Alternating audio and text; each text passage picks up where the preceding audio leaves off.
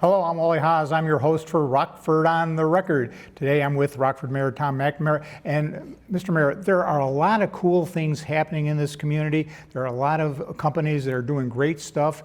Most recently, Collins Aerospace with their announcement about electric aircraft. Huge investment in our community.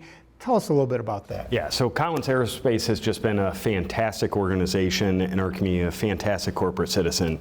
The announcement that they made of opening the grid is huge for Rockford, but truthfully it's huge for our planet and it's huge for the aviation industry. So they opened up the grid. They will be doing design and testing for systems towards electrification of the aviation sector.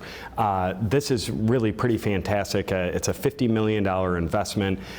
It sets up Collins to be in our community today, but be here for the long haul. And I would be remiss if I didn't say this is the second big opening that they've done.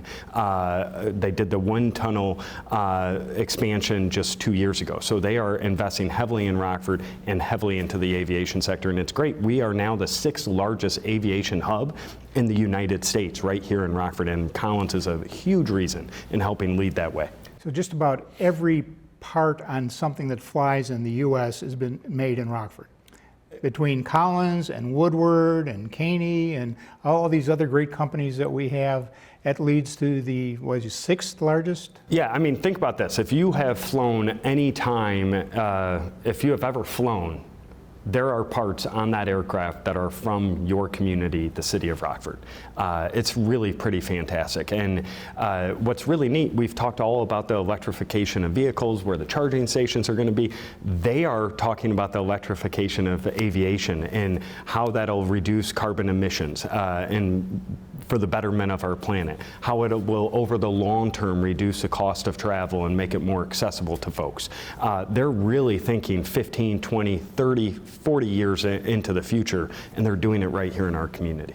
That's great. And they do other cool stuff. They're involved in the space program, as are other companies in our community. So we've got a lot of great things going on in the aviation sector here. Yeah, I mean, one of the neatest things that I think Collins does that I don't think Rockfordians know enough about, they've actually saved 2,400 lives.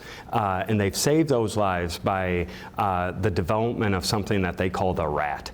It's a horrible acronym for it, but what it is, it's really like a propeller that comes off the plane when the systems go down, and it helps guide that plane for an extra miles so that that plane can actually safely land.